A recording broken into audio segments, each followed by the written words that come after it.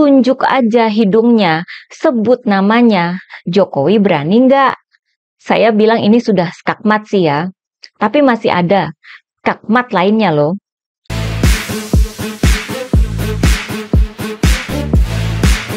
Hai teman-teman, jumpa lagi dengan saya Nina Nur.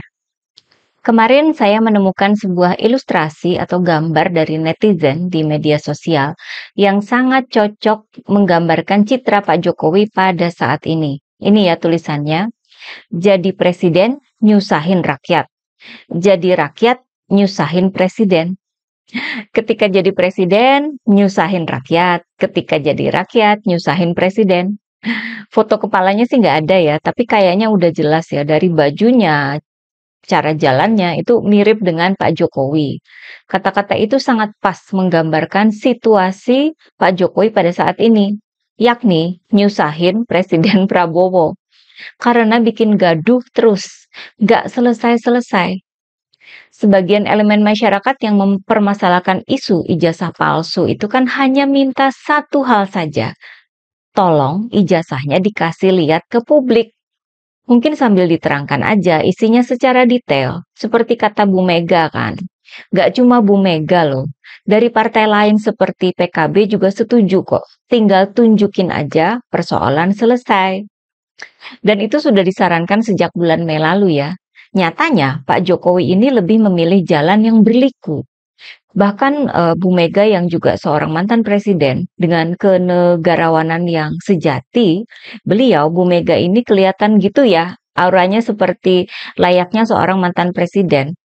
Namun, saran yang sudah benar itu malah melahirkan tuduhan dari pendukung Jokowi bahwa dia mencurigai kalau Ibu Mega ini yang jadi dalang di balik isu ijazah palsu Jokowi itu. Hati-hati ya. Kualat sama Bu Mega loh ya. Sampai akhirnya keluar juga tuduhan dari Pak Jokowi sendiri bahwa ada agenda besar politik di balik isu ijazah palsu dan pemakzulan Gibran. Katanya agenda besar ini bertujuan untuk menurunkan reputasi politik Pak Jokowi. Ini disuarakan pada pertengahan bulan ini ya, ketika lagi panas-panasnya soal ijazah palsu. Seakan disiram lagi sama bensin oleh Pak Jokowi. Sampai di sini makin kelihatan bahwa kok kayaknya Pak Jokowi malah nggak mau kegaduhan soal ijazah palsu ini mereda. Ya nggak sih? Sudah dikasih saran sama sesama politisi dan sesama mantan presiden. Dikasih saran yang simpel agar masalah itu selesai. Tapi sama Pak Jokowi malah dikomporin lagi, digas lagi. Sehingga timbul pertanyaan, yang punya agenda politik itu orang lain atau Pak Jokowi sendiri? Tuduhan dari Pak Jokowi itu kan jadi bikin kegaduhan baru. Relawan Jokowi kemudian menyebut nama Anies sebagai bagian dari agenda besar yang mau menurunkan reputasi politik Jokowi. Di podcast rame, di TV jadi rame. Hasilnya, Pak Jokowi tetap jadi perhatian publik. Apakah hasil itu yang sebenarnya diharapkan oleh pihak Jokowi? Kan gitu pertanyaan kita. Sukses mendulang perhatian publik, namun malah terjerat perangkap sendiri. Ini terjadi ketika tuduhan Pak Jokowi itu di-counter atau dibalikin oleh pengamat ya. Bahwa Pak Jokowi harus membuktikan tuduhannya itu. Jangan hanya main tuduh lalu dibiarkan jadi kegaduhan publik. Yang saya kira paling menohok itu kritik dari simpul aktivis Angkatan 98 atau Siaga 98.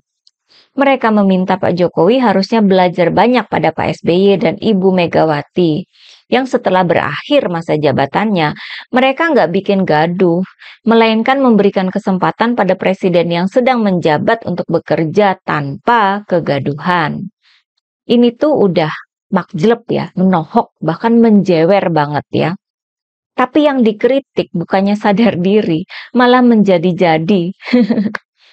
Padahal dari kejadian di pertengahan Juli itu kan sudah terlihat bahwa jika memang benar Pak Jokowi lah yang punya agenda politik dan memang sengaja memelihara dan mengompori isu ijazah palsu itu ya agar tetap eksis, maka resikonya ya itu bisa berbalik ke dirinya sendiri, seperti senjata makan tuan. Kan waktu itu diminta membuktikan tuduhannya. Apa kemudian Jokowi bisa membuktikan? Nggak ada kan? Nggak pernah ada dari pihak Jokowi yang memberikan bukti-bukti nyata dari tuduhan itu. Sekedar ngomong lalu dibiarkan jadi isu liar di publik, bikin kegaduhan. Nah, saya kira strategi serupa kemudian diulangi lagi oleh Pak Jokowi beberapa hari lalu dengan diadakannya reuni yang terkesan mendadak ya. Sama netizen di medsos, foto reuni itu ditempelin sama komentar Fufu Fafa yang pas banget. Fufu Fafa kalau bikin komentar emang tajem kayak silet ya. Katanya, lulusnya kapan, kampusnya di mana, tahu-tahu jadi alumni. Pas banget nggak sih? Dari ramainya ledekan dari para netizen, sebenarnya sudah ada tanda-tanda bahwa strategi ini bakal gagal total ya. Kebayang nggak sih ada mantan presiden itu diledek gara-gara reuni bersama teman-teman kuliahnya, di mana baik acara reuni maupun orang-orang yang hadir itu tidak dipercayai oleh publik ya. Apalagi dengan terang-terangan Pak Jokowi bilang bahwa dia memaksakan diri ikut reuni untuk meredam isu ijazah palsu. Terus kenapa nggak pakai seragam biru seperti yang lain ya?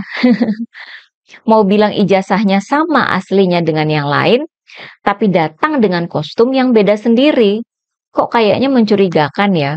Apakah ini sebuah bahasa simbol yang dulu sering dipakai oleh Pak Jokowi? Jadi timbul pertanyaan kan? Nah, sesudah reuni itu kemudian Pak Jokowi melempar tuduhan baru bahwa ada orang besar di balik isu ijazah palsu dan pemakzulan Gibran. Ketika diminta menyebut siapa orangnya, Pak Jokowi bilang semua sudah tahu. Tahu dari mana kita? Wajar kan kita nanya balik.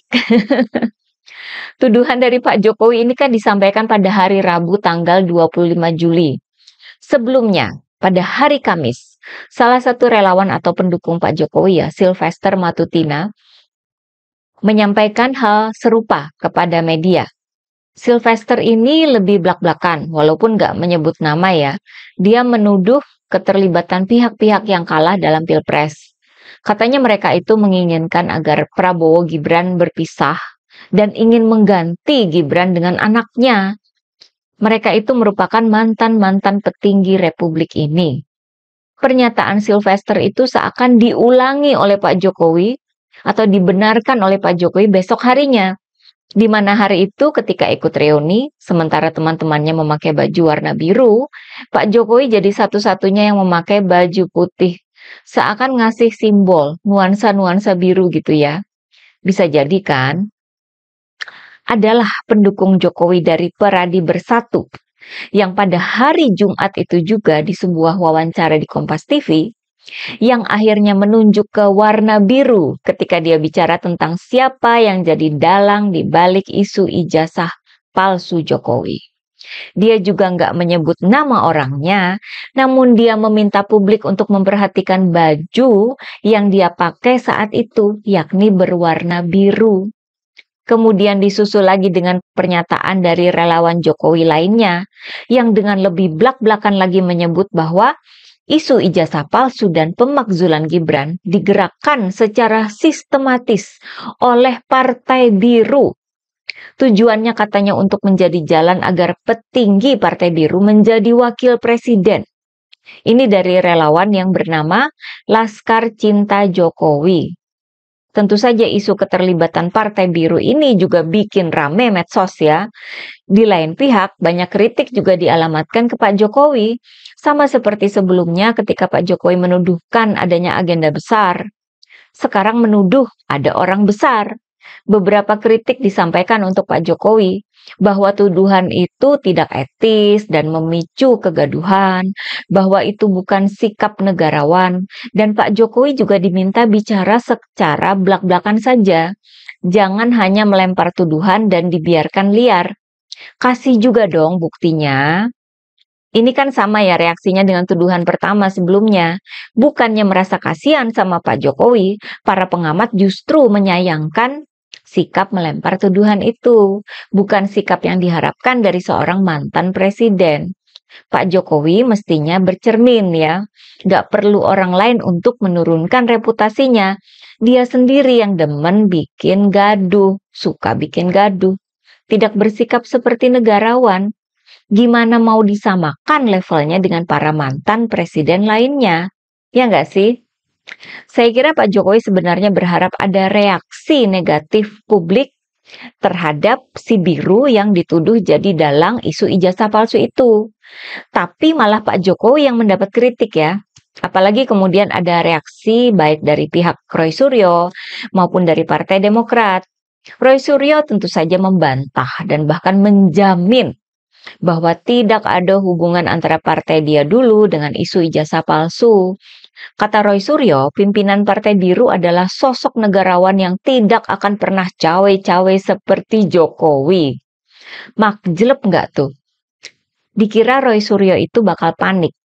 Ini malah bisa memberikan smash yang menohok dan masuk gol ya. Bahkan kubu Roy Suryo dengan lantang memberikan tantangan pada Jokowi untuk menyebut siapa orang besar yang dituduh itu. Tunjuk aja hidungnya, sebut namanya. Jokowi berani nggak? Saya bilang ini sudah skakmat sih ya. Tapi masih ada skakmat lainnya loh. Sebenarnya balasan dari kubu Roy Suryo itu sudah bikin kubu Jokowi mati langkah ya. Karena saya kira Pak Jokowi nggak mungkin berani menyebut nama. Dari awal kan bisanya melempar tuduhan aja. Hanya relawannya yang kemudian mengembangkan tuduhan itu. Mengamplifikasi biar rame terus di media dan medsos. Nah, Pak Jokowi kembali kena skakmat ketika Partai Demokrat bersuara. Orang yang dituduh tanpa bukti boleh dong membela diri. Logikanya kan begitu. Dituduh di depan publik tanpa ada bukti nyata itu apa dong namanya kalau bukan fitnah. Kalau orang kena fitnah, tentu dia akan menuai simpati publik. Artinya Jokowi yang main strategi catur, malah Demokrat dan AHY yang mendapat simpati publik. Kok bisa? Yang dapat panggung dan dapat untung karena hampir semua media jadi memberitakan AHY kan. AHY kan sudah sering dibandingkan dengan Gibran di media maupun di medsos, di mana AHY selalu dinilai itu lebih unggul ketimbang Gibran. Ditambah dengan kena fitnah jadi dalang isu ijazah palsu, ya tambah naik dong pamornya AHY. Sebuah hasil yang saya kira di luar perhitungan Pak Jokowi ya.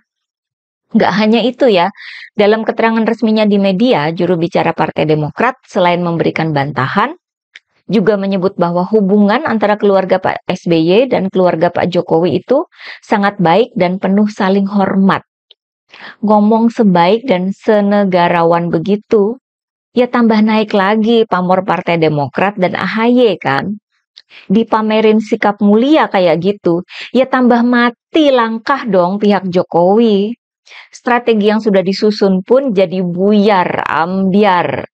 Pihak lawan yang dikira akan panik lalu takut, ternyata malah berani membalas dan menantang balik. Ini bukti salah perhitungan ya. Kita jadi curiga nih ya.